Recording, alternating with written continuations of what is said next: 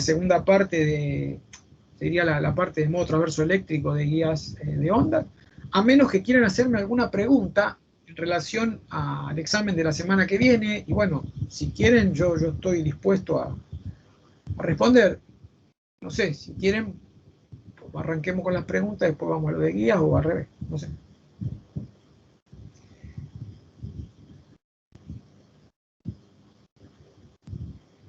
¿Metodología sería como el anterior?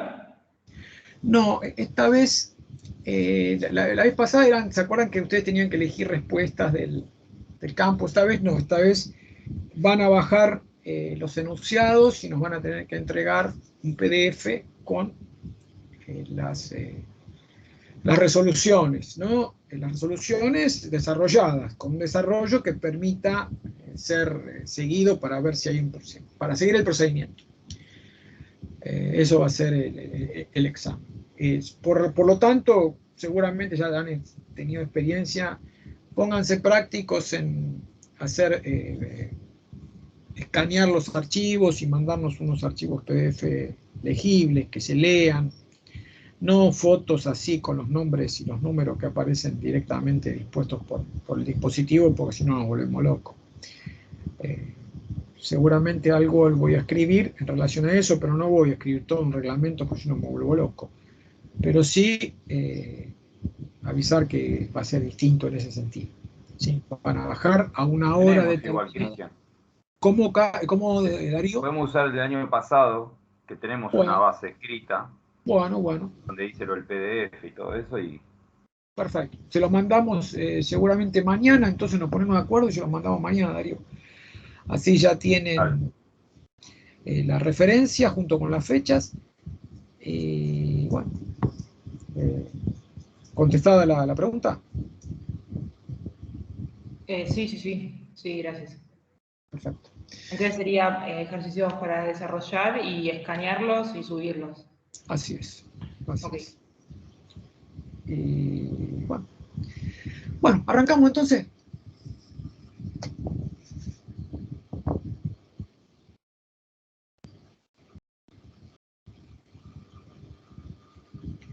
Sí, en cuanto a la cámara y micrófono, sí, micrófono apagado y cámara. Sí, la cámara apagada, como siempre, porque a veces tenemos problemas de ancho de banda. Y sí, con cierta atención, porque si quieren intervenir, y nosotros vamos a tener la sesión abierta, de forma tal que si hay alguna duda en relación a los enunciados, pueden hacer las preguntas. Solamente vamos a contestar preguntas, como siempre, ¿no? En relación a los enunciados y nada más. ¿Ok? Los veo por el mensaje que mandó Fiamma. Ok.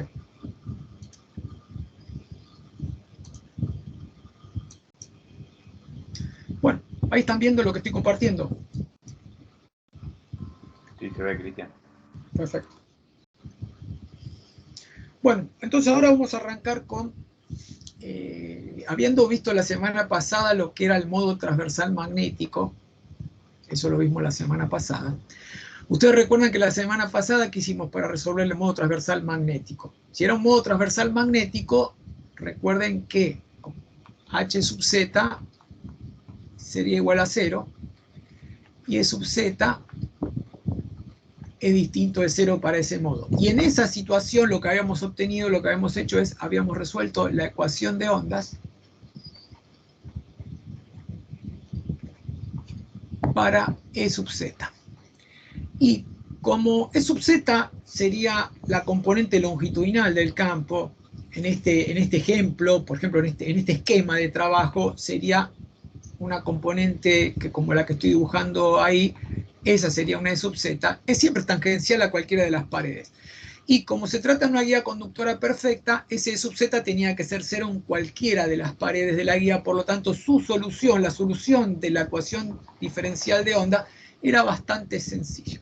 Ahora, en este caso, como se trata del modo transverso eléctrico, el modo transverso eléctrico va a ser al revés, implica que H sub Z es distinto de 0, en tanto que E sub Z es igual a 0.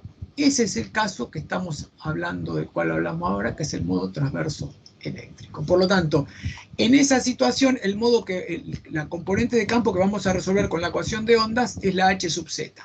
La H sub Z sobre las paredes, en las paredes de la guía, en las paredes, tiene que ser máxima. La H sub Z tiene que ser máxima, como sucede siempre en la aplicación de las condiciones de contorno para los campos magnéticos cuando tratamos de la situación de propagación de campos magnéticos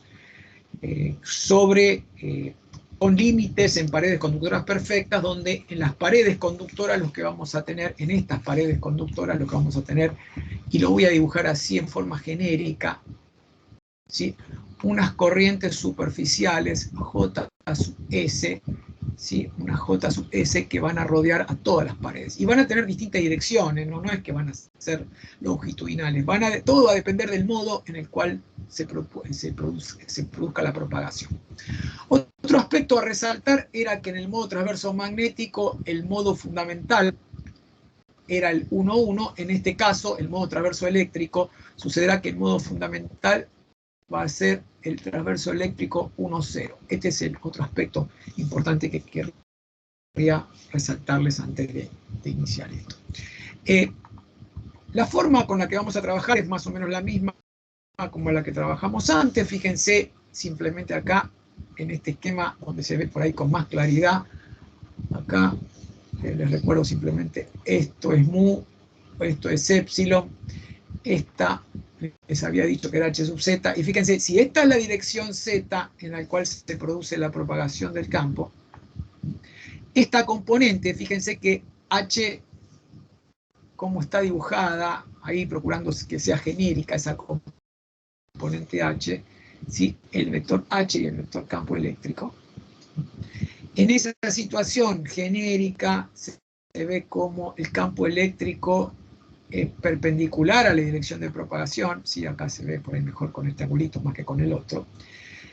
No tiene componente E sub Z, como les dije antes, o sea que al ser transverso eléctrico E sub Z es igual a 0, en tanto que la componente H, como ven ustedes, en general, digo en general porque vamos a ver si va a tener,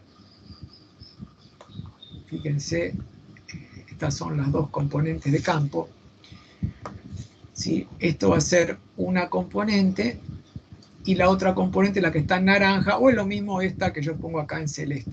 Fíjense cómo H tiene componentes transversal y tiene componente longitudinal. Por eso, en esta situación, decimos que H sub Z es distinta de 0. La estrategia de solución que adoptamos nosotros, como dijimos antes, es resolver la ecuación de ondas para la componente longitudinal del campo, suponiendo que la expresión que da solución a esa componente longitudinal del campo tiene esta forma.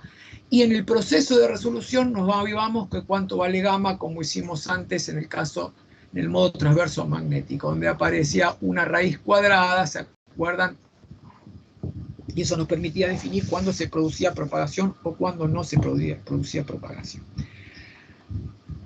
La ecuación a resolver es la ecuación de ondas. Fíjense cómo el laplaciano de la intensidad de campo magnético H sub Z, en este caso ya visto lo que habíamos visto en la clase pasada, nosotros lo que podríamos decir es que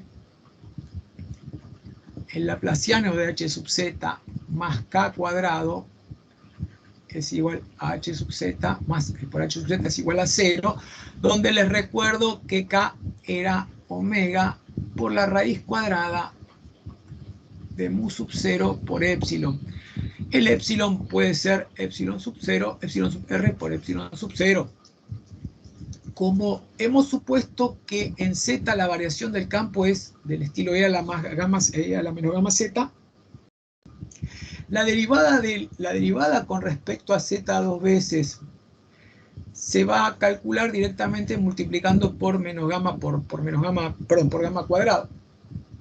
¿Sí? Entonces, esa solución, acá por gamma cuadrado, discúlpenme, menos gamma por menos gamma da gamma cuadrado, ¿sí? Entonces, reemplazando en este laplaciano nos quedará esta expresión, fíjese, por esa razón queda el gamma cuadrado ahí. El laplaciano transversal solamente contiene derivadas respecto de X y respecto de Y, es decir, de respecto a las dos direcciones transversales, de manera que entonces la ecuación de onda a resolver termina siendo esta que yo estoy tratando de recuadrar en rosado. ¿Sí? El problema aquí no es resolver la ecuación de onda, porque la solución general es bastante fácil de obtener, sino que aplicar las condiciones de contorno es lo que resulta un poquitito más complicado. Yo eso lo voy a pasar un poco más rápido porque voy a tratar de concentrarme en otras cosas más conceptuales. La solución es matemáticamente por ahí laboriosa, diría, pero no es difícil. No es difícil, simplemente hay que hacer por ahí varias derivadas y bueno, eso es lo que por ahí lleva un poquito más de tiempo. Bien, entonces les decía que trabajando de esa manera encontramos con la ecuación de ondas, encontramos h sub z, como les decía antes, o sea, acá encontramos h sub z mediante la solución de la ecuación de ondas, como vimos antes, que decía el laplaciano transversal de h sub z más k cuadrado más gamma cuadrado por h sub z es igual a 0, eso nos permite obtener h sub z, y dado que e sub z es igual a 0, las componentes transversales del campo se obtienen con el juego de ecuaciones que nosotros ya vimos, ¿sí?, en la primera parte teórica del problema. Entonces, en esa situación,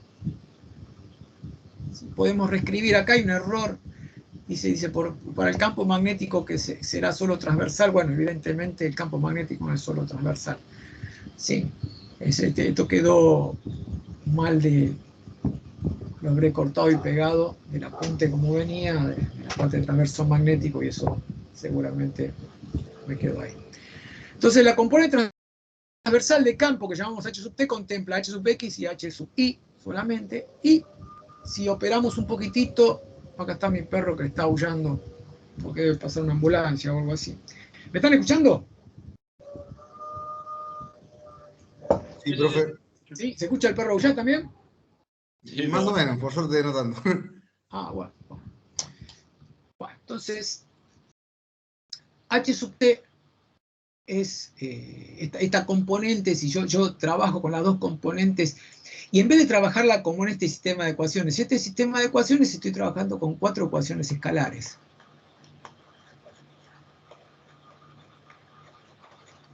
Esta es una ecuación vectorial. Por esa razón, en un solo renglón escribo todas las ecuaciones. Fíjense cómo esta expresión y esta expresión que contempla gamma y la deriva de h sub z con respecto a x, si uno podría condensarla y sacar todos los elementos comunes. Fíjense que son gamma cuadrado sobre omega cuadrado. Recuerden que este era mu, esto era mu. Fíjense que los dos podrían tener signo negativo, pero este signo negativo lo saco afuera, este signo negativo también. Entonces queda gamma con signo negativo, gamma cuadrado más omega cuadrado mu epsilon, y fíjense cómo entre paréntesis queda la derivada de h sub z respecto a x según y versor, o la derivada de h sub z con respecto a y según j versor. Eso ya habíamos deducido de otra forma, generaba lo que llamaba el gradiente transversal de h sub z. Este es el gradiente transversal de h sub z.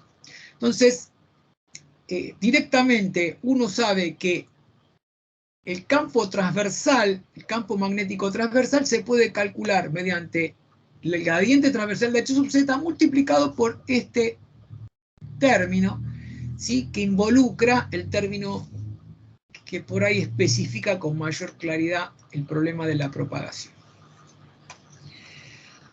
Bien, entonces, dicho esto, les recuerdo lo que les dije recién, sencillamente en relación a la ecuación de ondas. Acá otra vez el tema de la ecuación de ondas. Yo soy un poco reiterativo en esto, ¿sí?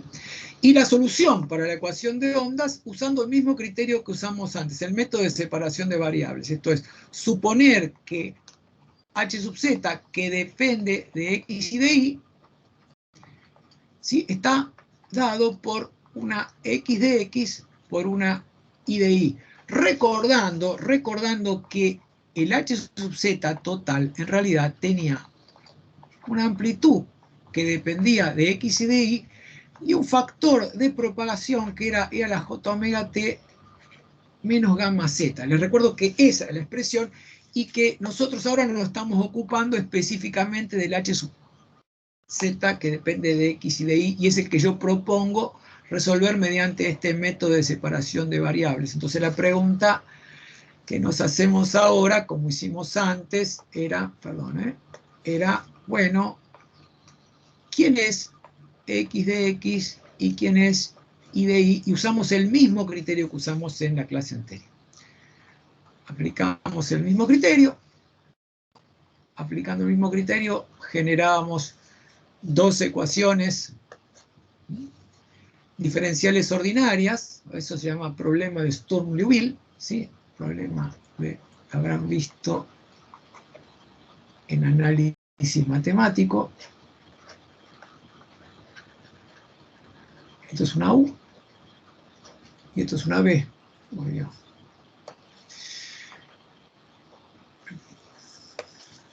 En la teoría Liouville.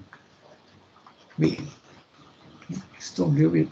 Aquí están las dos soluciones, la solución producto y igual que antes tratábamos de aplicar las condiciones de contorno sobre esta solución. El problema aquí es que la aplicación de las condiciones de contorno no son tan directas como en el caso del problema transversal magnético, porque no se hacen cero las componentes de campo magnético sobre las paredes del conductor.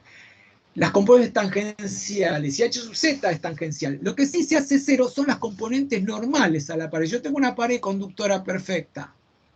Supongamos que esta sea una pared conductora perfecta. Y por el cual circula alguna corriente, lo que no puede haber es una componente normal de campo. Si esta no puede haber, esa tiene que ser cero. Porque si hay una corriente, la corriente obliga a que todas las componentes de campo magnético sean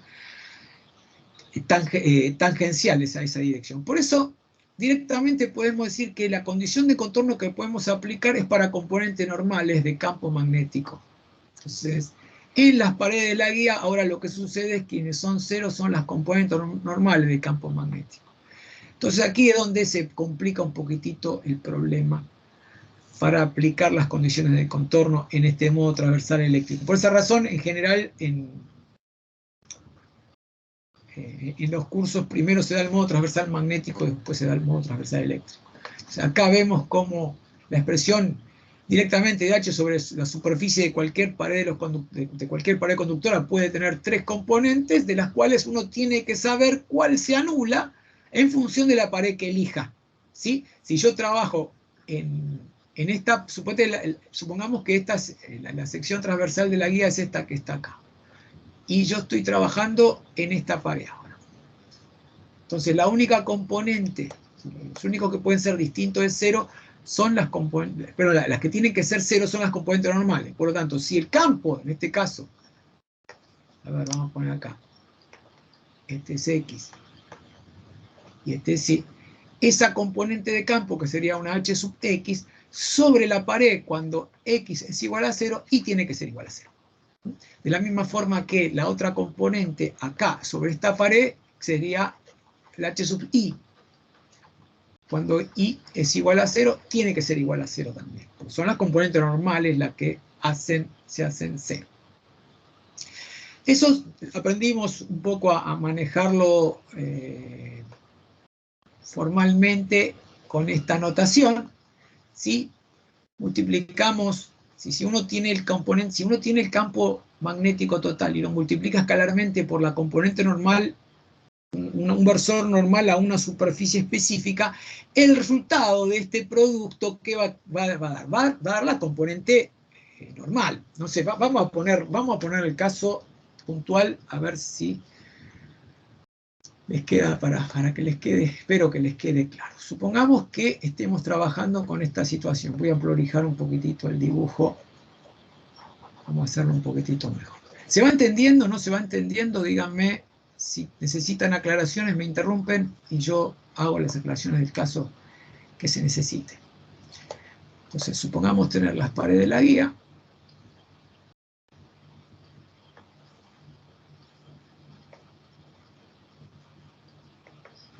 Esas son las paredes de la guía.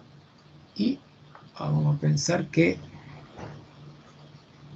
esta es la dirección, habíamos llamado dirección X. Esta es la dirección Y. Y nosotros, supongamos que por alguna razón, hemos calculado toda la intensidad de campo magnético que tiene tres componentes. Y supongamos que vamos a aplicar una condición de contorno sobre esta pared. Vamos a aplicar la condición de contorno y voy a pintar solamente la pared. A ver. La pared sobre la cual voy a aplicar la condición de contorno. Sobre esa pared voy a aplicar la condición de contorno. Entonces, digo, bueno, ¿cuál es la dirección? Un versor normal a esa dirección. Sería n versor, que en este caso, usando el sistema de coordenadas con el que estoy trabajando, sería equivalente a ¿quién? A j versor. Entonces yo digo, bueno, voy a hacer esta operación, voy a multiplicar n versor por el campo magnético en el interior de la guía sobre la superficie, ¿no?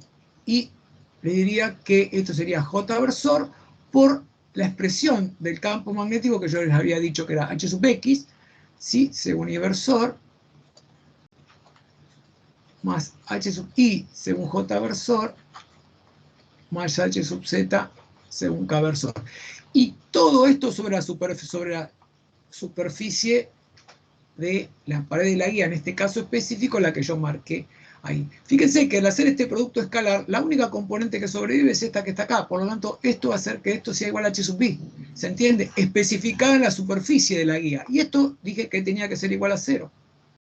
Entonces fíjense que usar esta notación me facilita mucho la labor de especificar condiciones de contorno cuando estoy trabajando con componentes de campo magnético. ¿Se entendió?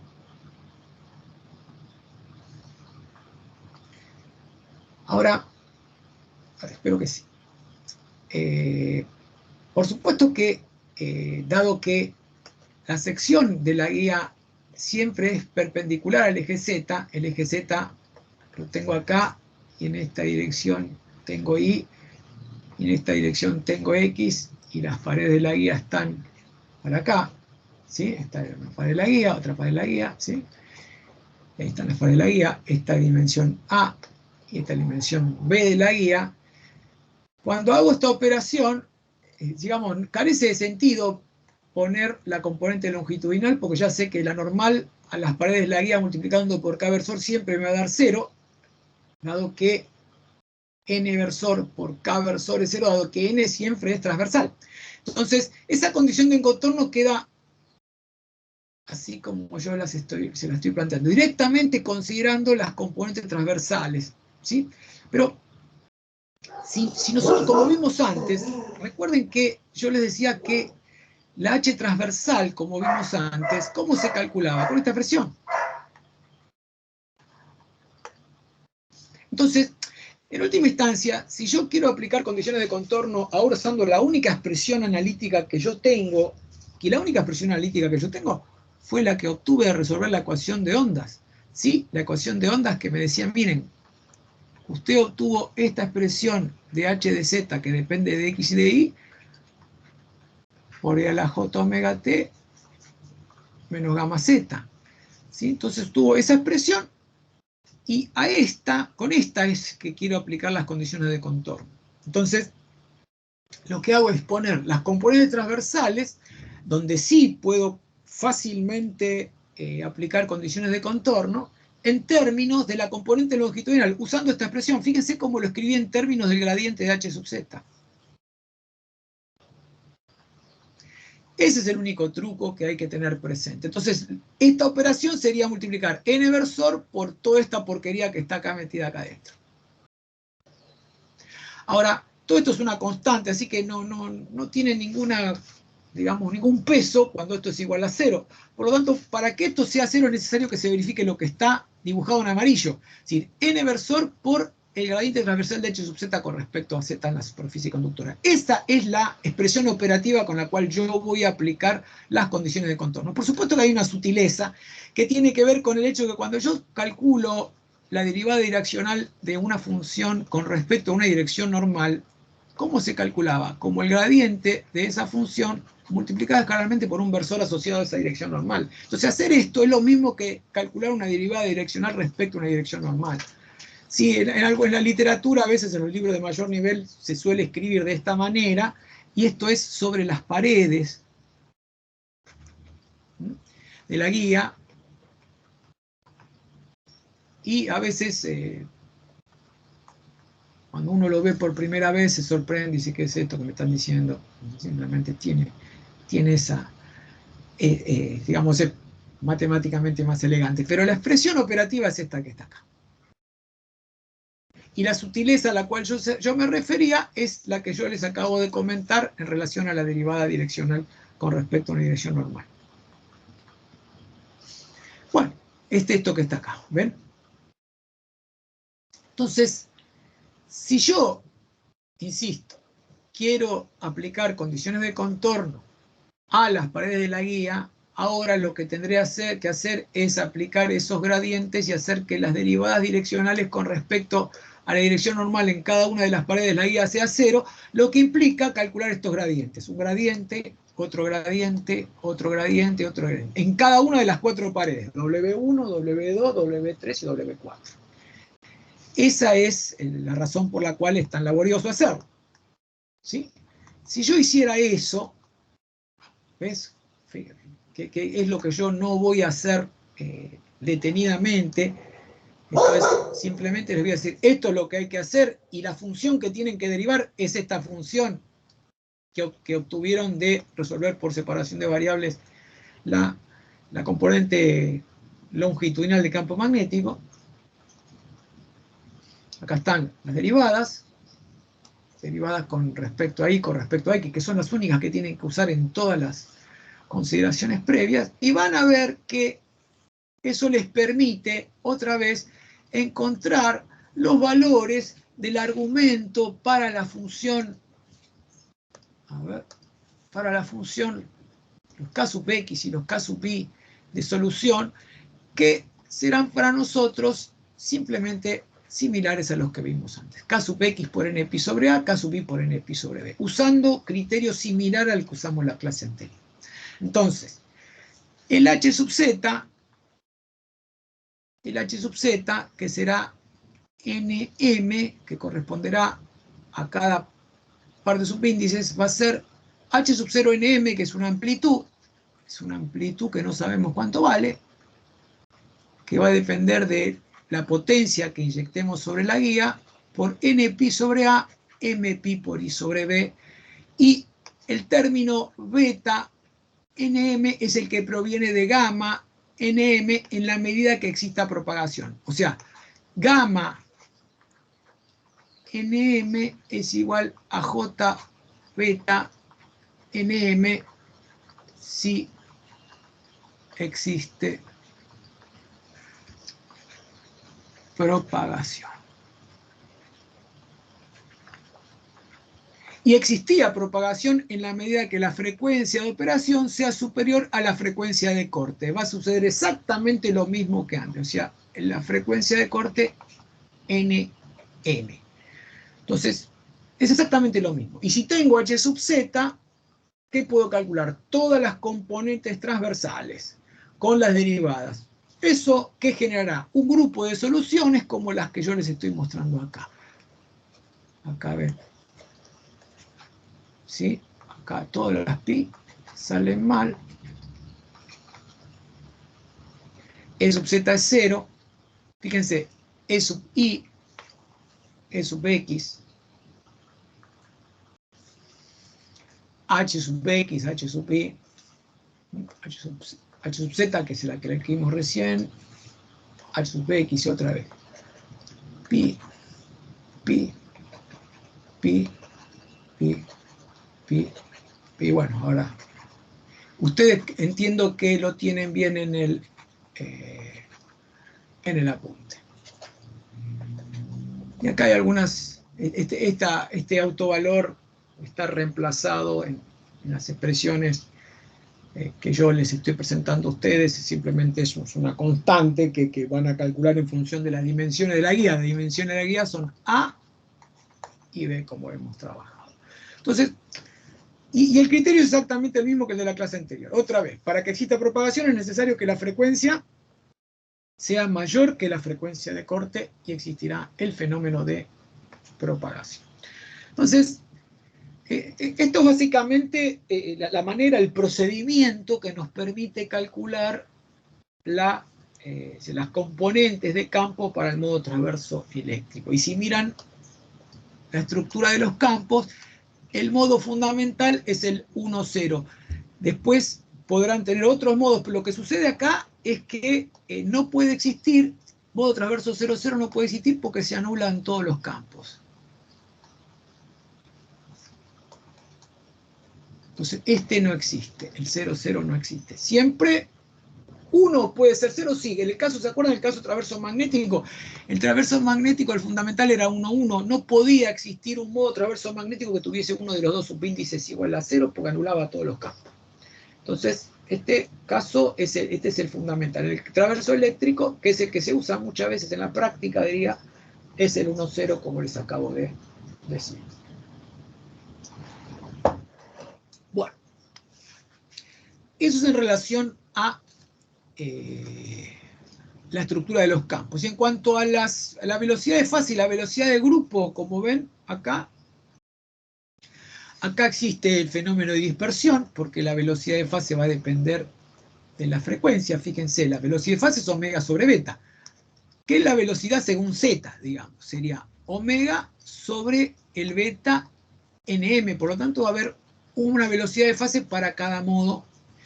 Y si reemplazamos el beta como nosotros lo calculamos, sería básicamente, pues, supongamos en una guía que tenga un dieléctrico, que el dieléctrico sea aire, o sea, tenga un epsilon sub 0 y un mu sub 0.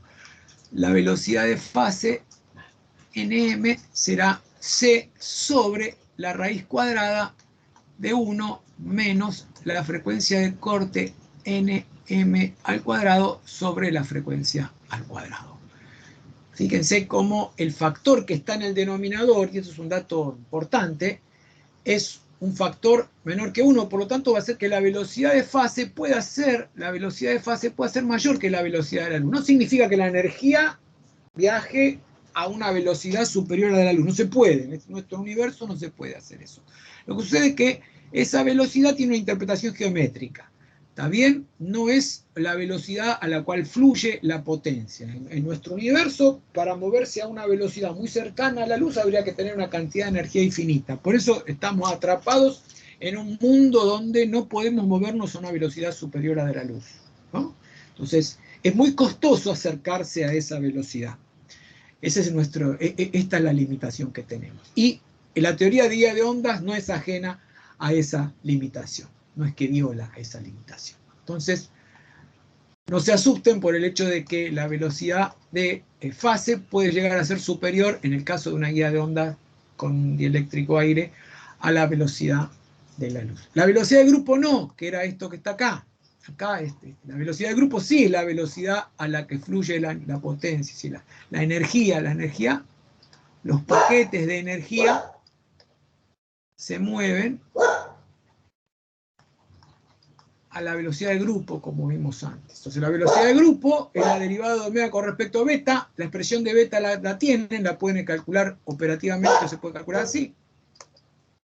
Y fíjense cómo la velocidad de grupo es la velocidad de fase, que en el caso de una guía de onda con aire vacío que la rellene, sería C, esa B sub P, y fíjense cómo es proporcional a la raíz cuadrada de el cociente entre la pulsación de corte y la pulsación. Yo puse acá pulsación de corte omega CN, esta, pero en realidad lo que simplemente es por una cuestión de simplicidad o de brevedad, diría yo.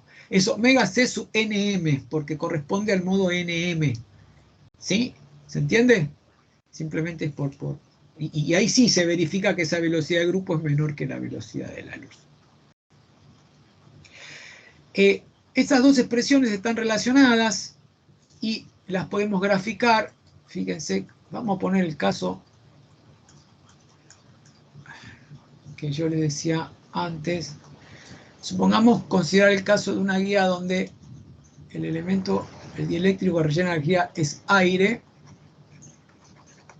y sucederá que la velocidad de fase, que es esta, es c sobre la raíz cuadrada de 1 menos la frecuencia de corte sub n sobre f al cuadrado, y la velocidad de grupo,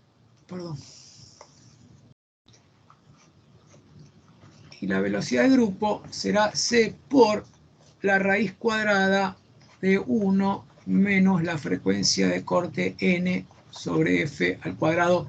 Y usé acá el mismo criterio que antes. Para no poner nm puse directamente un n diciendo específicamente que se trata genéricamente de un modo, de una frecuencia de corte. Este n en realidad se refiere a estos dos, a n y a m. Fíjense que en la situación en que la frecuencia de excitación es igual a la frecuencia de corte, la velocidad de fase se hace muy, pero muy grande, y a medida que la frecuencia se hace mayor, este término se hace más grande, fíjense, ¿sí? Y la velocidad de fase asintotiza con respecto a este nivel que correspondería al valor de C. Si f tiende a infinito, este término se anula, tiende a cero, por lo tanto b sub f tiende a c. Eso es lo que sucede en la curva verde. Y en la otra curva pasa algo parecido, pero al no estar en el denominador no suceden cosas tan graves, de manera tal que cuando la frecuencia es igual a la frecuencia de corte, la velocidad de grupo es cero, y es lógico porque cuando una guía está al corte, cuando la frecuencia de excitación es tal que la guía está al corte, no transmite potencia, por lo tanto la velocidad de grupo tiene que ser cero. Y a medida que aumenta la frecuencia, fíjense que tiende a estabilizarse y a asintotizarse a la velocidad, en este caso que sería la velocidad de fase. En los gráficos tienen ustedes velocidades normalizadas, esto es, una velocidad de fase con respecto a la velocidad, perdón, en este caso la velocidad v sub z con respecto a c o a v sub p, y la velocidad de grupo con respecto a v sub p. ¿Sí? Por esa razón acá tienen 1, 2, ¿sí? Está normalizada la representación. Por esa razón pasa eso. Otro aspecto que tiene que ver con esto, y esto tiene que ver con la representación de la velocidad de grupo. Les recuerdo que la velocidad de grupo tiene que ver con la velocidad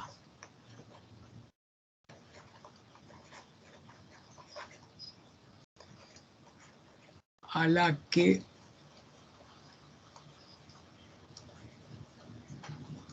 fluye la energía en la guía. Es este grafiquito que es bastante, creo que es bastante ilustrativo. Si yo represento en este eje la velocidad de grupo, en este caso es la velocidad de grupo con respecto a la velocidad de fase, o si les gusta más, con respecto a C.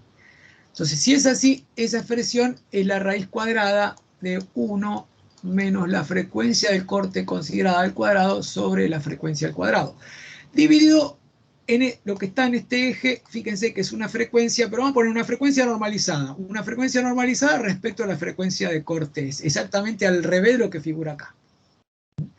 Si nosotros graficamos esa velocidad de grupo normalizada, supongamos que a esto le ponemos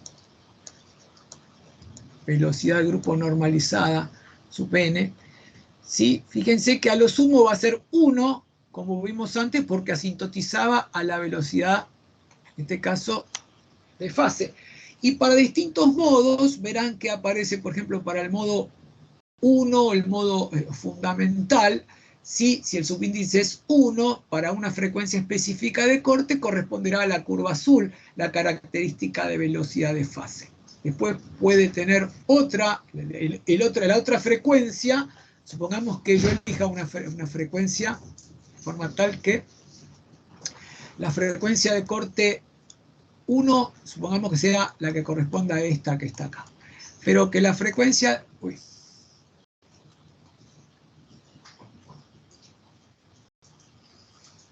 y que la frecuencia de corte siguiente sea 1,5 la frecuencia de corte 1. Por esa razón está 1,5. Y la otra sea 2. Y así sucesivamente. Entonces, veré que tendré distintas curvas de frecuencia, de velocidad de grupo en función de la frecuencia. Supongamos que nosotros inyectamos una señal que tiene un espectro como el que yo acabo de mostrarles acá, como este, anaranjadito. Y tomemos dos componentes espectrales. Fíjense que, primero, la frecuencia, toda la banda de frecuencia que se transmite, ¿sí?, corresponden a la frecuencia fundamental. Supongamos que estemos en una guía de onda, ¿sí?, una guía de onda que está trabajando en modo transversal eléctrico. Y que esta primera frecuencia corresponda, esta primera frecuencia de corte corresponde a la frecuencia de corte 1,0. Y que las que le sigue sea la frecuencia de corte 0,1. Y que la que le sigue sea la frecuencia de corte 1,1. Supongamos que las dimensiones son tales que pase eso que yo les acabo de comentar. Y que la señal está propagándose, la señal que se inyecta no es un solo tono, sino que es una señal que tiene un espectro, que va desde acá hasta acá. Todo este es el espectro de frecuencia de la señal que se transmite. Y yo simplemente por una cuestión de, digamos, una cuestión, digamos, pedagógica, tomo dos frecuencias, F1 y F2. Y me fijo que esas dos componentes de frecuencia todas caen sobre la misma curva azul porque se produce la propagación de un solo modo. Si acá solo propaga, para el caso que yo les estoy diciendo, solo propaga el modo transverso eléctrico 1,0. Entonces, ¿hay dispersión? Sí, pero es una dispersión de monomodo. ¿Por qué? Porque la dispersión corresponde, tienen una velocidad de grupo para una componente de frecuencia y otra velocidad de grupo para la otra componente de frecuencia. Si miramos un poquitito, si quieren, fíjense que toda la banda de frecuencia de la señal son estas que están acá. Entonces puedo decir yo que en realidad lo que termina pasando es que la velocidad de grupo, todas las componentes de frecuencia tendrán velocidad de grupo que van metidas ahí. ¿Sí? Pero están todas dentro del modo transverso eléctrico 1,0. ¿Sí? Ahora, ¿qué sucede si la señal que se está propagando tiene este espectro? Y fíjense, ahí ya sonamos porque se produce la propagación de los modos, fíjense, transverso eléctrico 1,0, o los perros están acá, juegan un poco bruto, pero no se pelean. Pero, ¿qué va a hacer? Son transverso eléctrico 1,0 más transverso eléctrico 0,1 más transverso eléctrico 1,1, si es que fuesen las dimensiones de la guía tal que sucediera eso. Fíjense que la frecuencia 1 propaga al modo transverso eléctrico 1,0. Fíjense cómo también propaga al modo la frecuencia 1 en el otro modo, transverso eléctrico 0,1, y el otro propaga en el otro modo. Entonces, fíjense que existe dispersión, consecuencia de que la velocidad del grupo cambia con la frecuencia. Pero es una dispersión de multimodos. ¿Por qué? Porque propagan varios modos al mismo tiempo. Entonces, esta idea que yo les estoy explicando acá en la clase de guía de ondas de sección rectangular, este concepto es de aplicación para las fibras ópticas. Tal vez estén más acostumbrados a escuchar esta jerga en el caso de las fibras ópticas. La idea es básicamente la misma, por esa razón yo lo explico acá, porque con las guías de onda de sección rectangular es más fácil de explicar, las ecuaciones son más sencillas de presentar y no están los misterios de las funciones de Bessel que sí aparecen en las guías de onda de sección, en la guía PROM, en las fibras ópticas que tienen sección cilíndrica. ¿Se entendió más o menos esto? ¿Hay alguna duda en relación a esto? No me molesta que me pregunten.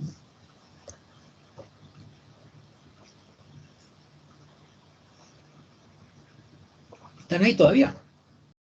Sí, sí. Entendido. Bueno, me alegro mucho. Bueno. Bueno, entonces, este es el otro ítem que yo quería mencionar en relación a la velocidad, a la propagación. Y yo acá, esto lo voy a pasar un poquitito por largo, porque quiero concentrarme en resolver un problemita. Y tratemos de resolver ese problemita y por ahí me conformo con eso solo para cerrar la clase de hoy. O sea, hacer un problemita de aplicación donde todas estas ideas que yo les acabo de comentar las podamos aplicar. Entonces, esos puntos teóricos que yo estoy salteando, esta tablita ya la vimos, pero los puntos teóricos que yo estoy salteando, justamente yo los voy a, de alguna forma, replicar en la solución del problemita que les voy a plantear. Estos son fotos de, fíjense, guías de onda, tramos de guía de onda, una T en guía de onda, un codo en guía de onda, acá un acoplador direccional, fíjense la adaptación de una guía de onda de sección rectangular a un conector N. Si son todos elementos de la ferretería que se usan en estas guías de onda. Estas guías de onda, ahora no identifico el WR62 si se trata de qué banda de frecuencia. Cuando las guías de onda son de sección más chiquita, corresponden a frecuencias más altas. Cuando son más grandotas, corresponden a frecuencias más bajas. Acá viene justamente el problema que quería que trabajemos, y el cual acá sí les voy a pedir que me den una mano, aunque sea para replicar alguna de las cuentas que yo voy a ir presentando acá. Se trata del siguiente problema. Tenemos una guía de onda de sección rectangular y que se excitan los modos según el modo transversal eléctrico. ¿Sí? La guía tiene 30 milímetros por 20 milímetros, acá se ven las dimensiones, y la frecuencia de excitación es de 7.5 GHz. Para el que no lo sabe, giga 10 a la 9, ¿no? Por las dudas, hay alguno que por ahí no tiene presente. Y lo que se pide es, y se transmite una potencia de 5 kilovatios, ¿sí? En promedio temporal. Entonces, vamos a suponer que existe un flujo de potencia en una sola dirección, que no se refleja nada en el extremo de carga de la guía, y que la potencia que está fluyendo es de 5 kilovatios. ¿Sí? Fíjense, la carga terminal de la guía es tal que disipa toda la potencia que se transmite. Si no sucede lo mismo que en las líneas, ¿no? Hay reflexión también. Entonces, vamos a decir que la guía trabaja en condiciones de máxima transferencia de potencia, ¿no? En condiciones de adaptación. Y se pide con estos datos que modos propagan, escribir los campos que se transmiten y además calcular el promedio temporal del vector de Poynting, para que este promedio temporal del vector de Poynting se relacione ¿con quién? Con la potencia que se transmite, que son el promedio temporal, ¿sí? Que son justamente los 5 kilovatios. Las guías, uno dice 5 kilovatios es mucho, bueno, las guías están hechas para eso, ¿no? Para transmitir potencia, básicamente.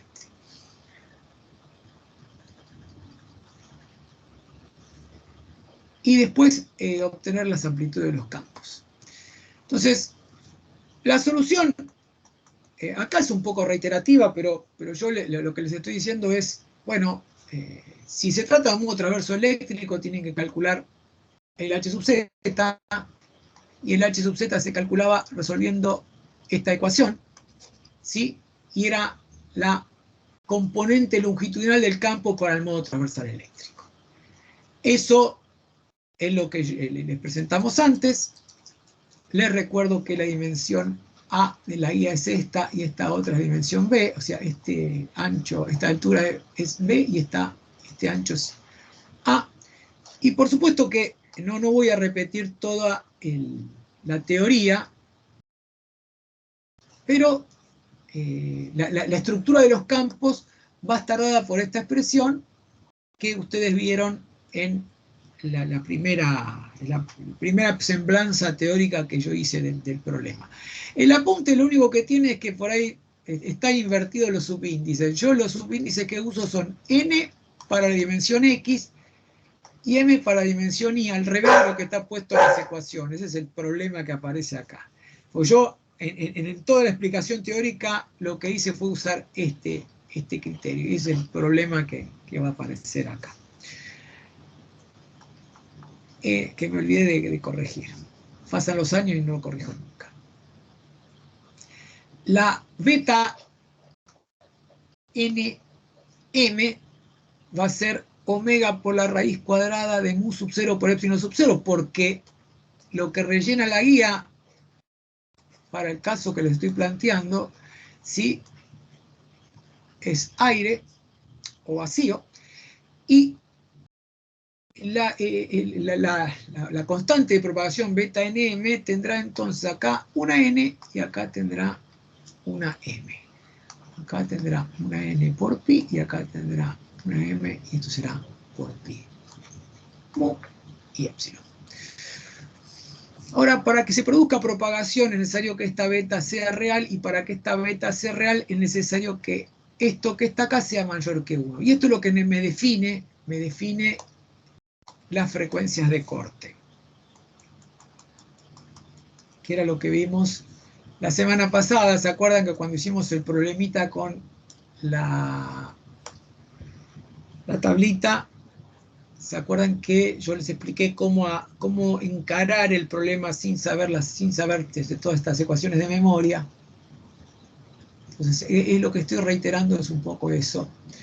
Y con eso calcular las frecuencias de corte. La frecuencia de corte Nm, y fíjense que esta es la expresión de las frecuencias de corte. Frecuencia de corte Nm. Si yo sé que la frecuencia de excitación, la frecuencia con que se excita la guía, de la señal que queremos que propague, creo que era 7.5 GHz. La pregunta que nos hacemos ahora, ¿qué modo propaga? Sabemos que es un modo transverso eléctrico, entonces calculemos la frecuencia de corte. Entonces, pongamos en una tablita con n y m y hagamos las distintas cuentas para npi, mpi. Pueden escribirlo así, o pueden suprimir el pi y usar la expresión tal cual está puesta acá. N, parece que se levantó viento, Darío. Sí, se siente, ¿no? Pero no Por lo menos llueve. los árboles. Sí, Pasa bueno, que no sé no por va, ahí por tu barrio, pero acá no va a está. cambiar igual hasta mañana, o por lo menos hasta la noche. Como decía vos, el A ver, asfalto está caliente. por lo menos va a refrescar un poquito, creo. Yo ya lo siento, acá te digo que está un poquitito mejor. Este clima de mierda, ¿viste? A vos solamente te gusta este clima, Darío. Pero a mí me gusta, pero sin humedad. Cuando hay humedad, no. Hoy a la mañana está insoportable, tío. Sí, era terrible. Esta pi, fíjense cómo se simplifica con esta pi, generando una expresión como esta que está acá. Y hago las combinaciones de las frecuencias, ¿sí? Hay formas de hacerlo por ahí más ordenadamente esto, pero bueno, una manera podría ser, si es que no quieren, a ver, perdón. A veces me desaparece la flechita y me vuelvo loco para tratar de ver esto. Y más cuando está chiquito. Una consulta, porque ahí corrigió y puso n sobre a cuadrado más m sobre b. ¿No era que n iba con b y m iba con a? No, era n con a y m con b. Acá está. Fíjense que lo puse acá. A ver. ¿Ve? N con x y m con y. ¿Está bien? Y n y x está definido según a y b está definido según y. ¿Ok? Gracias. Y entonces, si hago las cuentas, a ver, insisto con esto, hay una forma por ahí más ordenada de verlo. Ustedes tienen que tener en la cabeza que la frecuencia de excitación es 7,5 GHz. Una manera de trabajar ordenadamente con esto sería calcular la frecuencia de corte 1,0, ver cuánto va, la frecuencia de corte 2.0, ver cuánto, y hacer las cuentas hasta que la frecuencia de corte supere la frecuencia de 7,5 GHz. ¿Sí? Y ahí paran con el subíndice 1 y 0. Después hacen lo mismo con el subíndice invertido y hacer las cuentas hasta que otra vez la frecuencia de corte supere a la frecuencia de excitación 7,5. Y después poner los combinados, ¿sí? Y bueno, y ordenar un poco más la tabla. Yo, en este caso no está ordenada la tabla. Fíjense cómo la frecuencia de corte 1.0 es 5 GHz, la frecuencia de corte 0.1 justo 7,5 GHz, justo esta. La 1.1 es 9 GHz, la 2.1 es 10,31 GHz, ¿sí? Y pueden hacer algunas cuentas más, pero van a darse cuenta que todas las frecuencias de corte que calculen van a estar por encima de los 7,5 GHz. Entonces lo que está pasando en este problema de propagación específico, a ver si acá hay, creo que acá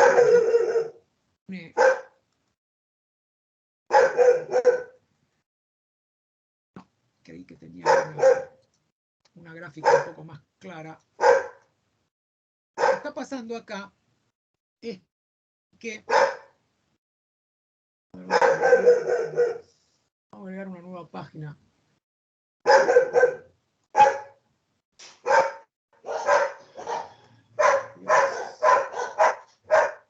Es difícil.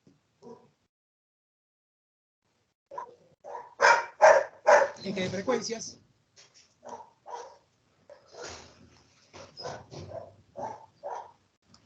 Frecuencia de corte 1.0, ¿cuánto eran? 5 gigas, ¿no? ¿Cuál es la que seguía? A ver, ¿se acuerdan? La frecuencia de corte 0.1. Sí, 7,5 GB. ¿Y después cuál sigue? La que sigue, ¿cuál es? ¿Se acuerdan? A ver, yo para no pasar de página. 1,1. ¿Cuánto valía? 9,014 GB. Verifiquen igual las cuentas y fíjense que la frecuencia de excitación justo es esta. Vamos a ponerle frecuencia con que se hace la transmisión y es de 7,5 GHz. ¿Eso qué significa? Que el único modo que va a propagar es el modo transverso eléctrico 1.0. El modo transverso eléctrico 0.1 ya está al corte.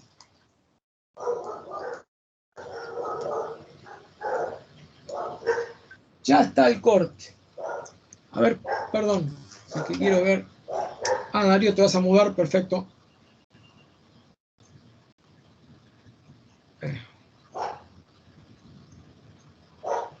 Perdón, ¿eh?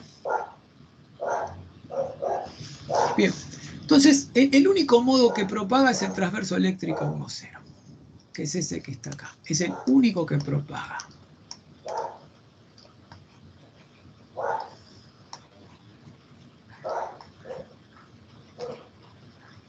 Y si esto es así, ya podemos tener algunas referencias porque la frecuencia de corte 1.0 es 5 GHz, la frecuencia de excitación es 7,5 GHz y ya podemos escribir las expresiones de los campos. Les recuerdo que el medio en el cual se produce la propagación con el dieléctrico es aire, ¿sí? El aire que rellena la guía es aire. Entonces ahora, si tenemos esos datos, podríamos hacer cuentas y poder calcular, por ejemplo, la constante de rotación de fase. Y decir, bueno, la constante de rotación de fase beta 1,0, que es la única que vamos a usar para el cálculo de la propagación, ¿a qué va a ser igual? Va a ser omega por la raíz cuadrada de mu0 epsilon sub 0 por la raíz cuadrada de 1 menos la frecuencia de corte 1,0 al cuadrado sobre la frecuencia al cuadrado. Cuando me refiero a frecuencia, estoy hablando de la frecuencia a la cual se produce la transmisión, o sea, estoy hablando de los 7,5 GHz. Y este omega es 2pi por la frecuencia, otra vez 2pi por los 7,5 GHz. Por lo tanto, beta 1,0, ¿a qué va a ser igual? Va a ser 2pi por los 7.5 por 10 a la 9 Hz, por, fíjense que la raíz cuadrada de mu sub 0 de signo sub 0 es lo mismo que escribir C abajo, o sea, 3 por 10 a la octava metros sobre segundo. Esto es radianes sobre segundo. Y aquí la raíz cuadrada, para hacer las cuentas, sería 1 menos, y acá ponemos directamente la frecuencia de corte 1,0, que corresponde a los 5 dividido 7,5 al cuadrado. No pongo los gigas porque los gigas se van a simplificar tanto en el numerador como en el denominador. Entonces, este sería el beta 1,0. Directamente, esa es la expresión del beta 1,0. Para poder escribir los campos van a tener expresiones del estilo. Todos los campos van a tener expresiones del estilo como las que vimos, pero que llevan términos como este. E a la j omega t menos beta 1,0 por z. Entonces el beta 1,0 ya lo tienen.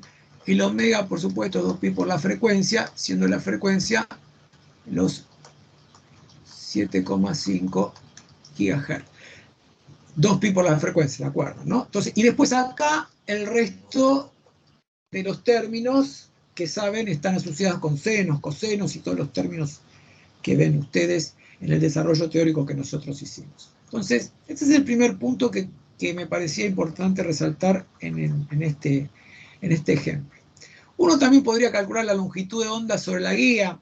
Esto es beta 1,0 va a ser igual a 2pi sobre lambda, pero ¿qué lambda? Y la proyección de lambda sobre la dirección z, por eso se les dice longitud lambda z 1,0 o lambda sobre la guía 1,0, que es la que se presenta acá, ¿sí? Como longitud de onda sobre la guía. Es como que, acá se ve un poco mejor en el esquema de trabajo. Fíjense que en realidad lo que está pasando es que el campo electromagnético está propagando, reflejándose contra las paredes en este modo específico.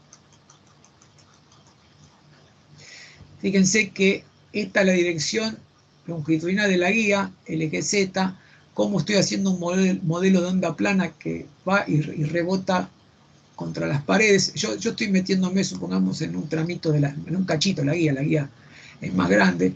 Y fíjense que la longitud de onda en el vacío es la que está marcada con azul, la distancia entre dos frentes de onda. Y la longitud de onda sobre la guía es la que está marcada en rojo,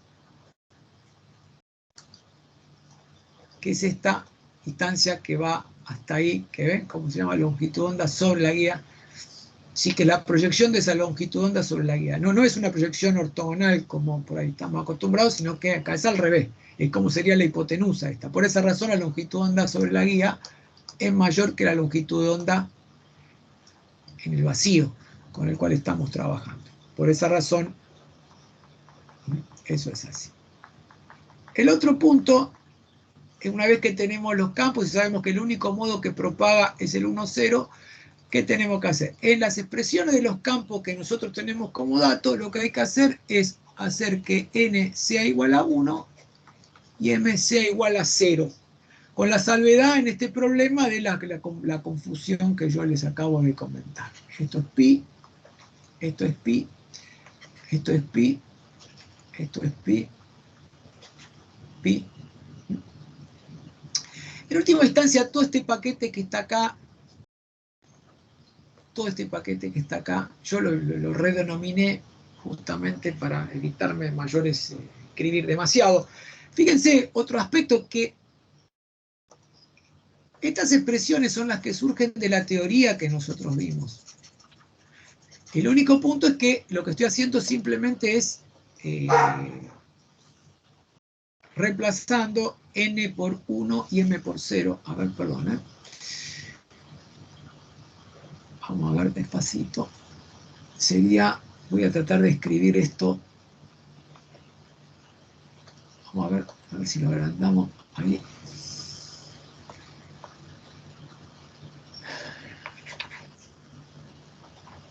Pi, pi, pi, este es beta 1,0. Esto es pi, y los beta que estoy considerando acá son beta 1,0. Salud. Y Perdón, que el micrófono No, prendido. no, Una no, pregunta. no me molesta. Sí, te escucho. No, perdón. Cuando dice que tengamos que reemplazar M por 1 y N por 0 es porque está la frecuencia de corte, ¿no? Porque justamente el único modo que propaga habíamos visto que era este. Por el análisis que hicimos en la hoja cuadriculada recién, ¿sí? Que dijimos, bueno, dada la frecuencia de excitación, el único modo que no está el corte, ¿cuál es? El transverso eléctrico 1,0. Esa es la razón por la cual hacemos ese reemplazo. Y en la estructura de las ecuaciones y en el grupo de ecuaciones que describen el fenómeno de la propagación, reemplazamos N por 1 y M por 0. ¿Se entendió? Sí, perfecto. Perfecto. Entonces, fíjense este detalle. Fíjense que las dos componentes transversales de campo eléctrico y magnético, E sub X y H sub X, las dos están en fase. Fíjense que las dos están en J. En tanto que la componente longitudinal no tiene ninguna J, no están en fase. Entonces, las transversales están en fase y están en cuadratura en el tiempo con la longitudinal. Por esa razón, cuando yo calcule el vector de Poynting, los únicos componentes que van a generar flujo de potencia en la dirección de Z van a ser los que calcule con las componentes transversales del campo. En tanto que si yo mezclo esta H con esta E, esto me generaría un vector de Poynting, pero generaría un vector de Poynting que tiene promedio temporal de potencia 0. Por esa razón, no fluye potencia en la dirección transversal. En la dirección transversal a la guía, lo que está pasando ahí, que si esta es la guía, y yo la miro de costado, en esta dirección, para arriba y para abajo, hay una onda que va y viene, una onda que va y viene, una onda estacionaria. Y hay una onda progresiva en esta dirección, que es la dirección de Z. Entonces, en esta dirección hay estacionaria, y en esta dirección hay progresiva, como el rock. ¿Sí?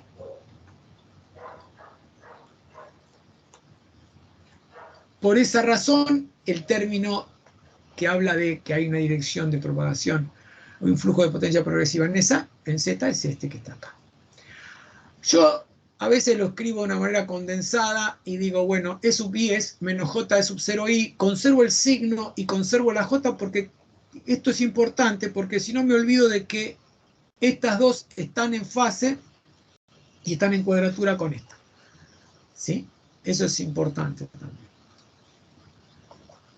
Esto es pi, y esto es pi, y esto es pi. Esta es la estructura de los campos. Entonces, en el modo transverso eléctrico 1,0 solamente tenemos E sub pi, H sub X y H sub Z.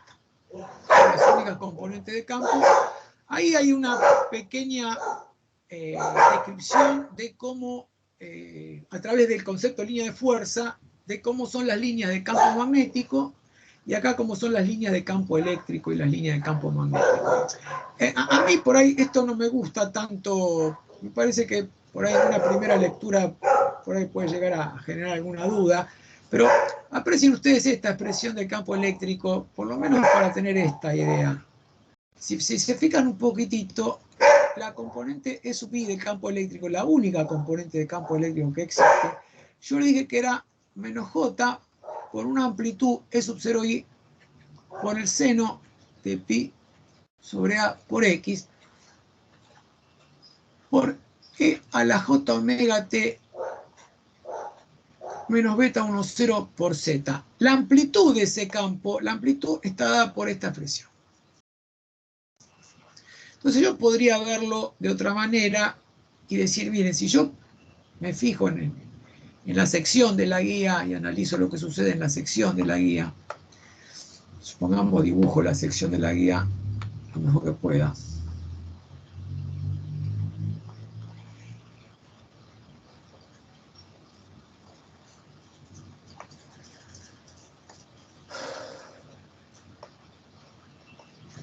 Vamos a ponerla.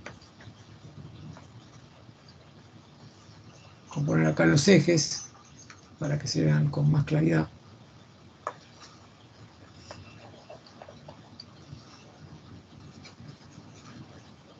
Esta es la dimensión A de la guía, esta es la dimensión B, y yo podría tomarme la libertad de tomar una dirección específica. Supongamos que tomo una dirección, esta dirección paralela al eje X, y sobre estos puntos, trato de graficar cómo es el campo eléctrico de sub I. Fíjense que, bueno, me paro ahí y trato de graficar el campo eléctrico. Y fíjense que el campo eléctrico es 0 acá, y a medida que va creciendo, fíjense que es un pedazo de seno esto, ¿sí? La mitad de una señal cerebral, y acá se hace 0 también. Fíjense, cuando X es igual a, el seno de pi es 0, cuando X es igual a 0 es 0, y es máximo en la zona central. Entonces, la distribución del campo en esa sección será así. Esto es consecuencia de que el campo lo que hace es fluir sobre la guía, rebotando contra las paredes de múltiples formas y generando una configuración de la potencia o de la distribución de campo, básicamente, en este caso, en la sección transversal de la guía. En este caso, corresponde a I 1,0. Yo acá no hice una gráfica usando el concepto de línea de fuerza o densidad de línea de fuerza, sino que directamente hice un trazado de los vectores campo eléctrico para que tengan una idea de que en la sección central, en esta parte, el campo es más grande y se va atenuando en los bordes.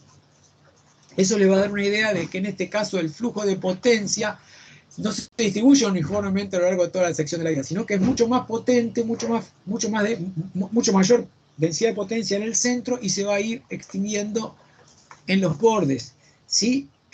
Con esto les refresco por ahí la foto de la estructura de los campos o cómo se distribuye la potencia en esa foto de las fibras de la cavidad resonante de un láser, que era una foto que estaba en blanco y negro, la habrán visto con los distintos modos. Entonces, esto también se puede hacer algo parecido. Yo no lo hice, pero quiero asociar esa idea o esa imagen a esta idea que yo les estoy presentando acá. Entonces, esta es la componente sub I, y si quisiesen, también pueden trabajar con la componente H sub X, la componente H sub Z, pero por ahí la más importante en este caso es esta, y sobre la cual a veces trabajamos más. Por eso yo, como es la más significativa, me detengo un poquitito más en relación a eso. Por supuesto que podríamos escribir los campos de manera vectorial. Fíjense, menos J versor, esto es J unidad imaginaria, esto es omega mu, esto es pi, esto es pi, esto es beta 1,0. ¿Sí? Este H sub 0 corresponde al H sub 0 Z. ¿Se acuerdan que esto provenía, todos los campos se obtenían a partir de la componente longitudinal de campo eléctrico? ¿Sí? Y el H que tenía H sub Z y H sub X, fíjense que tenía acá. Acá tendría un pi, acá tiene otro pi, tiene un I versor por J unidad imaginaria. Les recuerdo que esto hablaba que la componente sub I y la componente H sub X estaban en fase. Y fíjense que esta parte que está acá corresponde a la componente H sub Z, por eso le puse K versor. Y todo multiplicado por E a la J omega T menos beta 1,0 por Z. Entonces, esto es la forma vectorial de escribir los campos para el modo transverso eléctrico 1,0 con el que nosotros estamos trabajando. Entonces, ya sabemos qué modos propagan, calculamos la frecuencia de corte, tenemos la posibilidad de calcular beta 1,0, ya podemos calcularla, esto se puede calcular. Y otro aspecto importante y que podemos resaltar, y que es muy significativo en este caso, es que si comparamos las componentes longitudinales del campo eléctrico y magnético, vamos a quedarnos acá. Fíjense, ¿cuáles son las amplitudes de los campos eléctricos y magnéticos transversales? Son estas la amplitud del campo eléctrico y la amplitud del campo magnético. ¿Perdón? ¿Qué?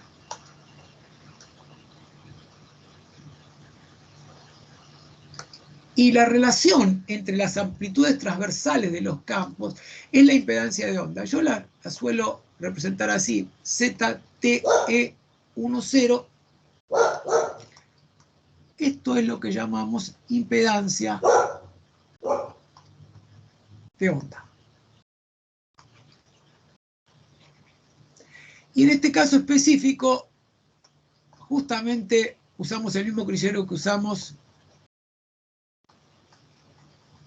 Le ponemos un signo negativo, dado que si hubiese propagación según las z positivas, el E sub x sobre h sub pi sería positivo, y el E sub b sobre h sub x, como daría propagación en contra, sí, sería negativo. Por esa razón lo forzamos con este signo negativo. El resultado de eso, si hacemos ese cociente con el que estamos trabajando, fíjense que el signo menos se va a llevar a este otro signo que está acá.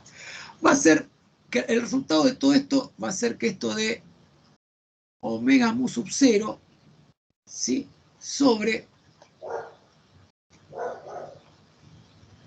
beta 1, 0. Entonces, esa va a ser la impedancia de onda. Y si ustedes se acuerdan, cuando trabajábamos con la impedancia intrínseca, calculamos la impedancia intrínseca que era J omega mu sobre gamma.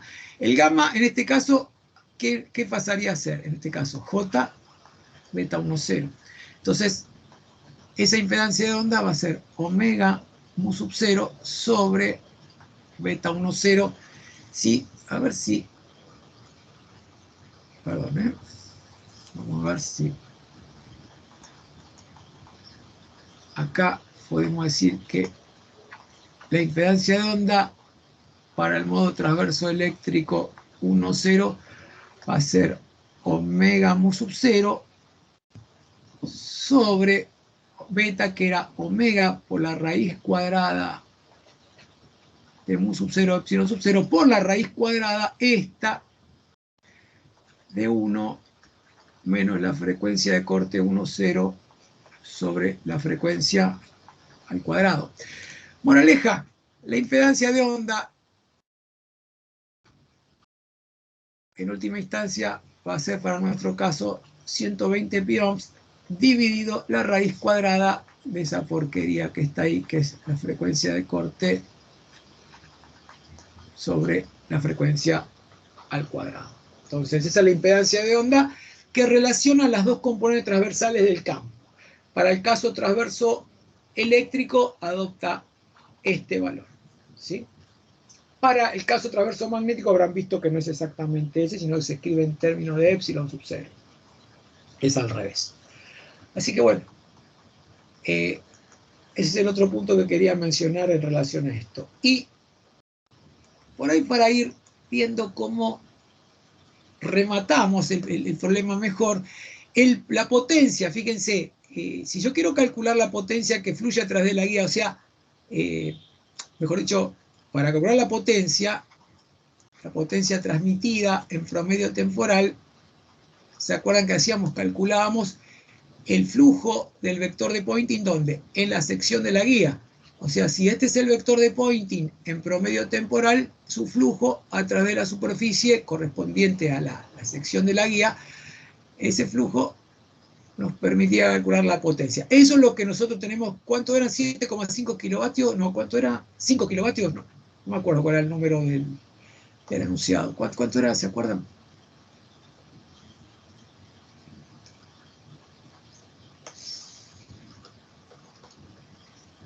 ¿Están ahí todavía? Sí, yo lo estaba buscando. 5 kilowatts, sí. 5 kilovatios. Estos son los 5 kilovatios. Entonces, si yo tengo el vector de Poynting, fíjense que este es el promedio temporal del vector de Poynting. Esta es la definición del promedio temporal del vector de Poynting. Esto es lo que yo voy a meter ahí para hacer el cálculo de la potencia. Pero para eso, primero tengo que acordar el vector de Poynting. Una manera de hacerlo usando el algoritmo. ¿Se acuerdan? El algoritmo era un medio de la parte real de E por H complejo conjugado. Tengo E, tengo H y hago la cuenta total. Hago los reemplazos. Uso la expresión vectorial de H. Fíjense, esta es la que tiene pi, pi, pi. Y como es complejo conjugado, donde había una J le enchufo un signo negativo le puse un signo negativo y le enchufo un signo negativo. El campo eléctrico no es complejo conjugado, entonces el resultado, consecuencia de una labor, ¿sí? Otra vez con pi, pi, ¿sí? Pi, pi, pi, estoy agregando los pi y los mu sub 0. Estas son las tradiciones que tiene esto que a veces me... Perdón.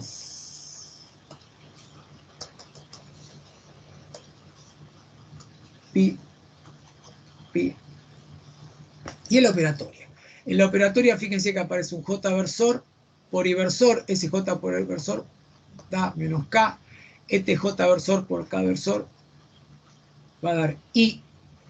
Y en ese proceso, fíjense acá otra vez pi, pi, pi, pi, pi, pi, un sub 0.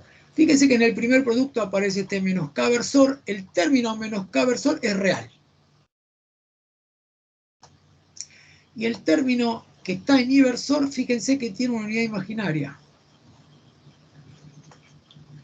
Fíjense que no desapareció la unidad imaginaria esta que está acá. Fíjense que no desapareció.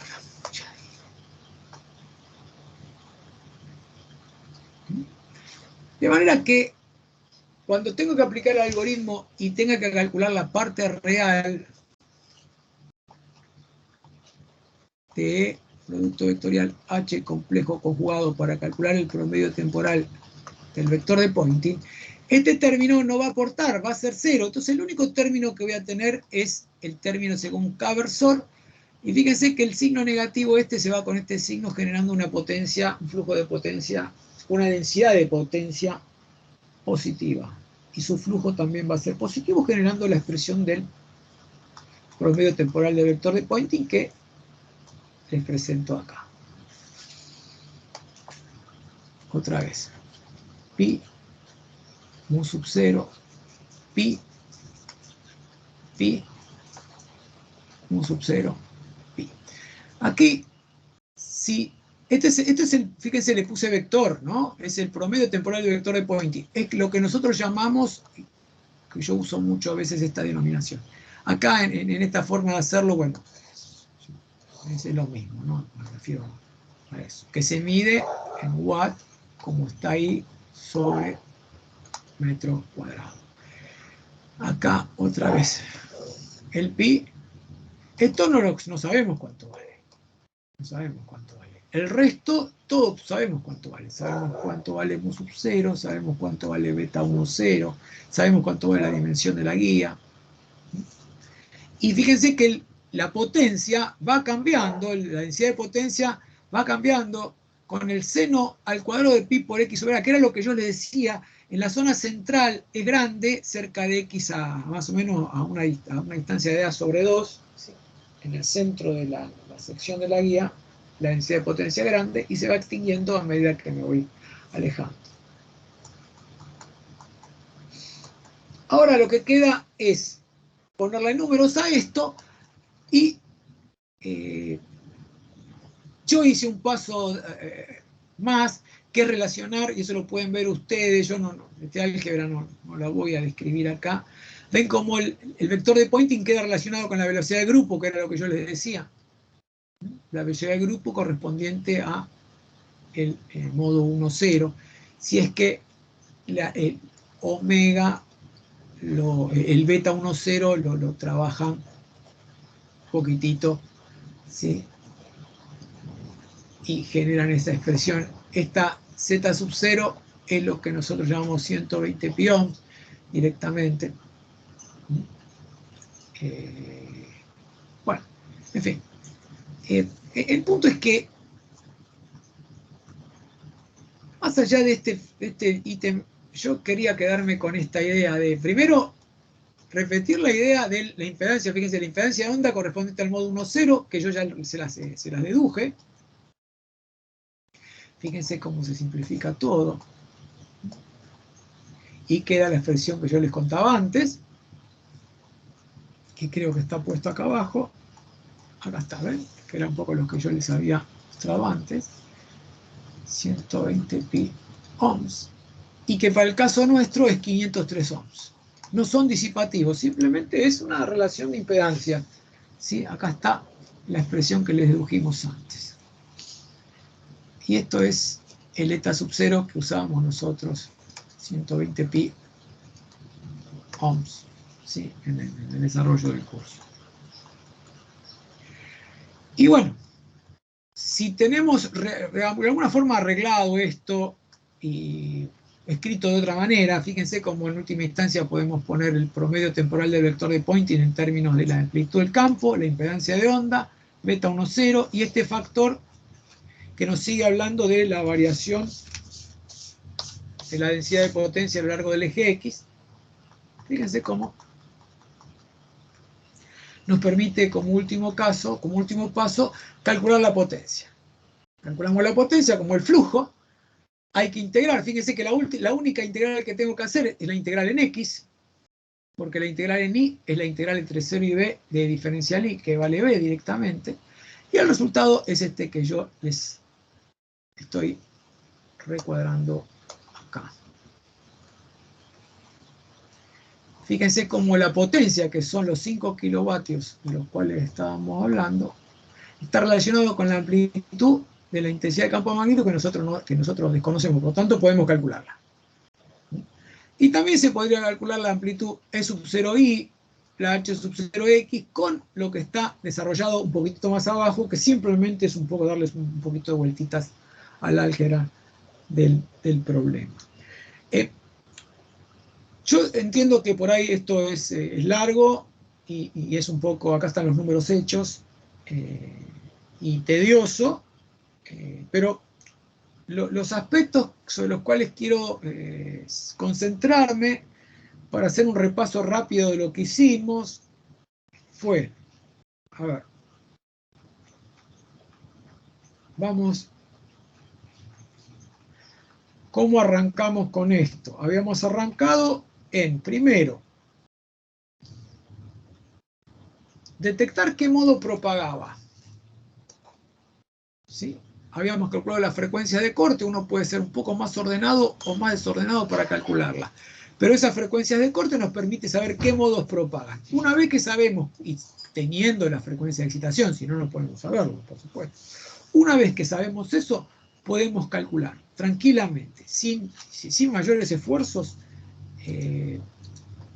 podemos calcular, como ven acá, beta 1,0, ¿sí? Y como vieron recién, si uno tiene beta 1,0 puede calcular la impedancia de onda correspondiente al modo 1,0, que era, habíamos dicho que era para nosotros 120 pi ohms sobre la raíz cuadrada de 1 menos la frecuencia de corte 1,0 sobre la frecuencia al cuadrado. Siendo esta frecuencia los 7.5 gigas de los cuales estábamos hablando. Y la frecuencia de corte con la cual estábamos hablando eran los 5 gigas correspondientes a la frecuencia asociada a ese primer corte que teníamos. Y el resultado era, creo que 503 ohms. Entonces, esto es otro dato importante que se puede obtener directamente. Beta 1,0 ya lo tenemos. Y después con la estructura de los campos, que en general nosotros la facilitamos porque si no se hace toda la deducción y no se termina más, pueden llegar a tener la distribución de todos los campos a lo largo de la guía. Con los campos pueden calcular, en este caso para el modo traverso eléctrico 1,0, les había dicho yo que la situación era la siguiente con ese modo. Sucedía que tenían un campo E sub I, que menos J, E sub 0I, por el seno de pi sobre A, perdón.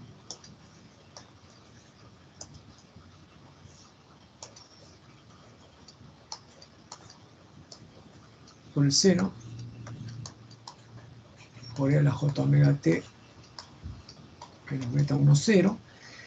y tenían también que el H sub X era J, H sub 0X, y por el seno de pi sobre A por X, por E a la J omega T menos beta 1, 0. Y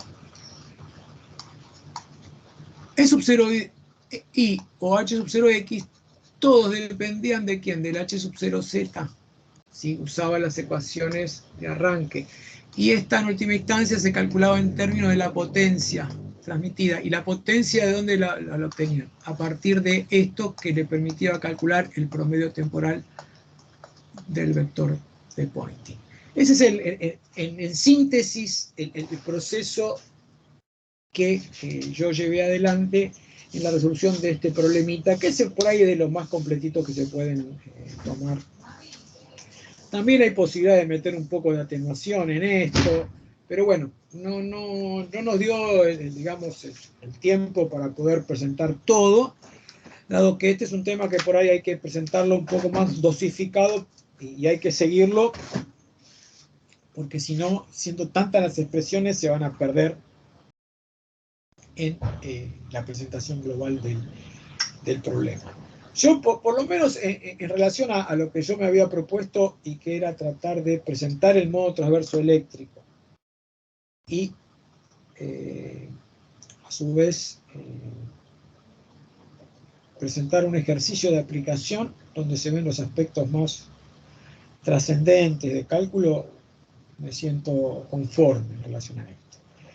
No sé si tienen alguna duda, alguna pregunta en relación a esto, si entendieron, si quieren que recapitulemos algún paso específico que los haya dejado desorientado. Estoy en este sentido a disposición, entonces.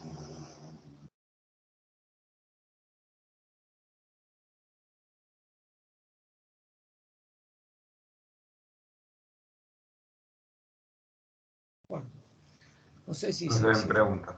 Sí, sí. Escucho. No, digo que no se ven preguntas. Ah, no se ven preguntas. Perfecto. Bueno, no sé.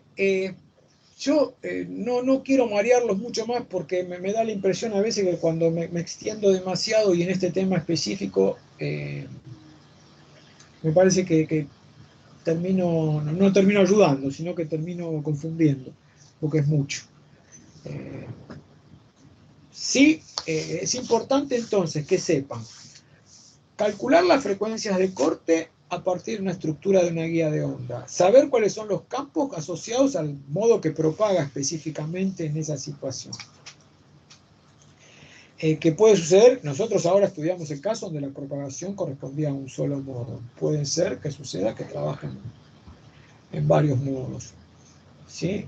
En general, lo que se desea para una aplicación práctica es que propague un solo modo a efecto de evitar el fenómeno de dispersión, como vimos en el grafiquito que vimos en esa presentación teórica con esos triangulitos que yo les mostré antes.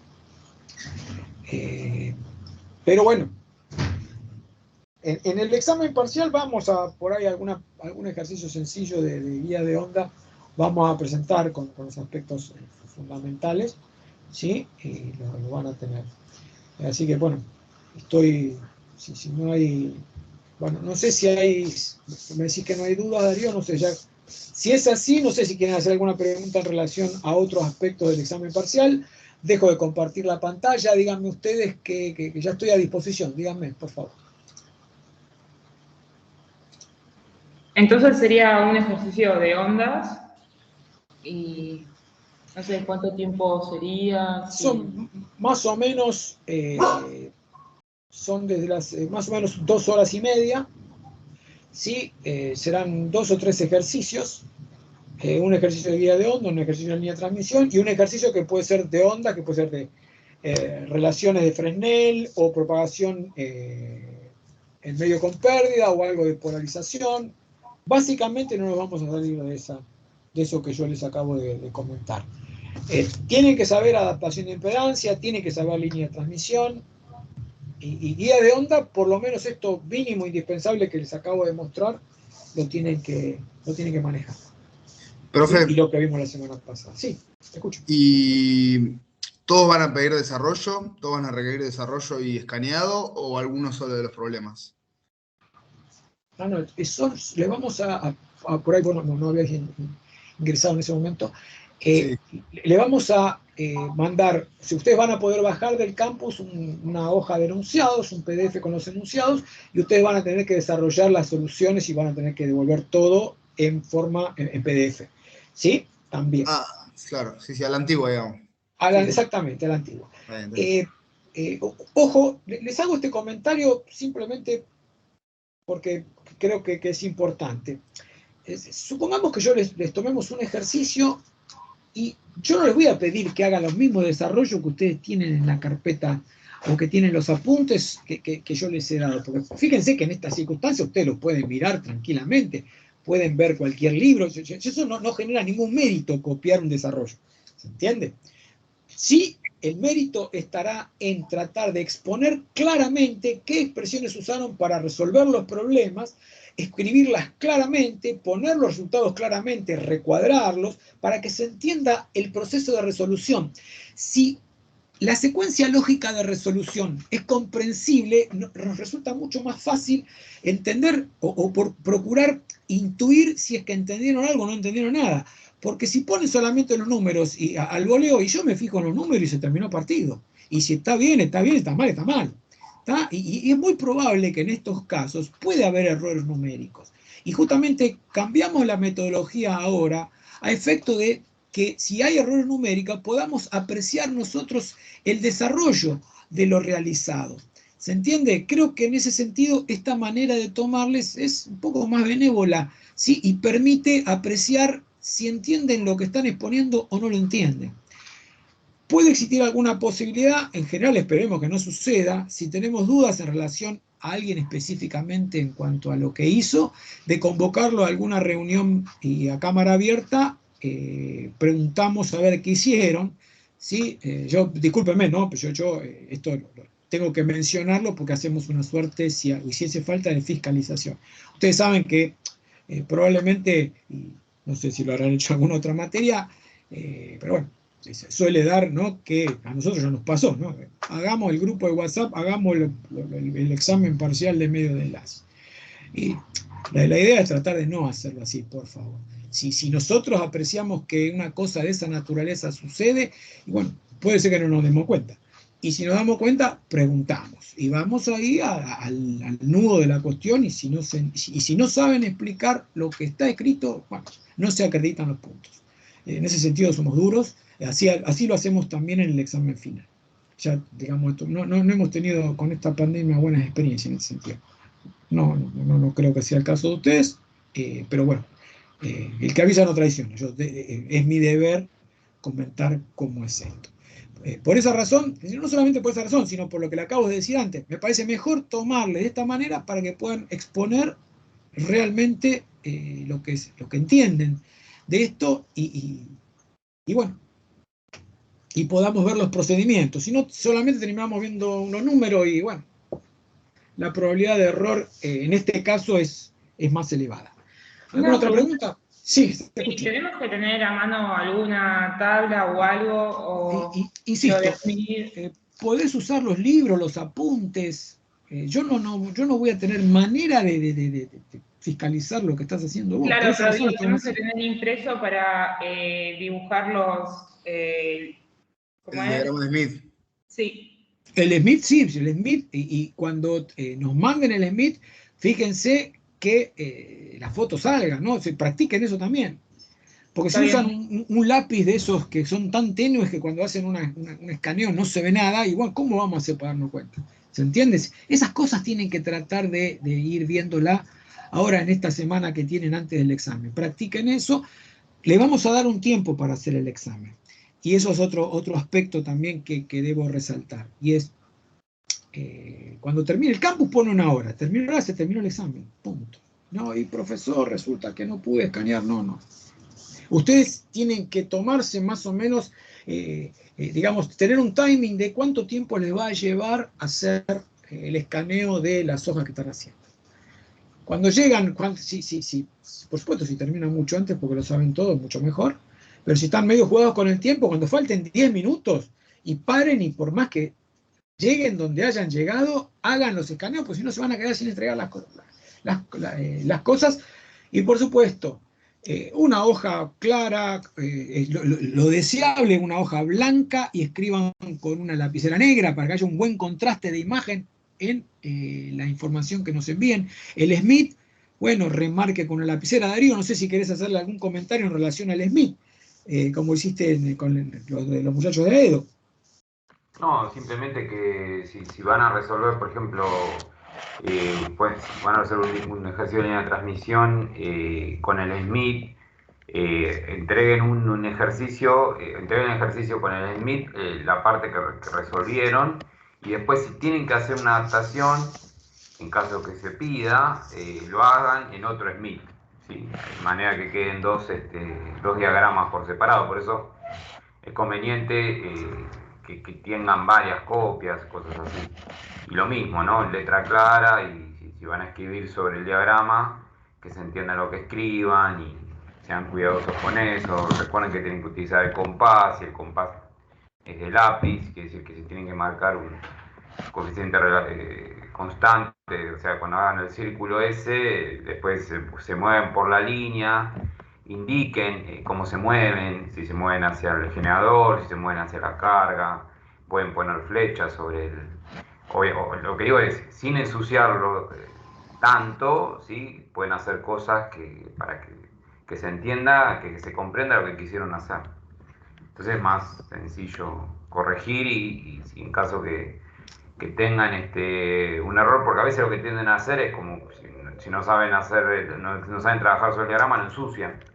Entonces esa es la otra. Pero bueno, acá es más fácil en ese sentido anular la corrección, porque justamente uno tiene que mandar una imagen que sea clara, precisa. Entonces sean cuidadosos con eso. No hay otra cosa, no mucho más. Igual que los procedimientos, lo que hagan, todo sea claro, recuerden los resultados. Eso es importante. No tengo otra aclaración. Ok. Bueno, hoy, por ser, digamos, estamos dando clase en feriado, la clase se para un poquito antes, pero bueno, estamos a disposición para las dudas que tengan. Si no, bueno, vamos cerrando la reunión. Ya sería la última. Sí, las novedades que van a tener nuestras van a ser informadas a través del campus virtual, el aula virtual. Les vamos a ir mandando mensajes. Y si por alguna razón hubiese que hacer alguna reunión, bueno, la convocaremos y la avisaremos con suficiente antelación, lo cual no creo que suceda. Y les voy a enviar, sí, las fechas de examen, que igual, para aquellos que no tienen acceso al chat, les refresco que los recuperatorios, el recuperatorio del primer parcial es el lunes 13 de diciembre, y el recuperatorio del segundo parcial es el lunes 20 de diciembre.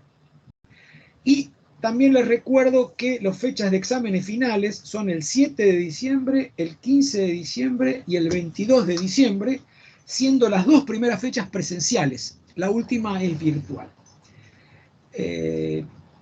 Así que bueno, yo no sé bien cómo, yo la verdad que no me acuerdo cómo estábamos con el tema de los aprobados del primer parcial, pero este parcial, digamos, es más complicado, ¿sí? Así que traten de ponerle energía y aparte es muy importante que lo presenten como, fíjense que insistimos mucho en esto, ¿no? Que se entienda lo que están haciendo, que se entienda la idea, que haya coherencia en la presentación de las ideas en la resolución de los problemas que les planteamos. Bueno, no sé, ¿alguna otra pregunta?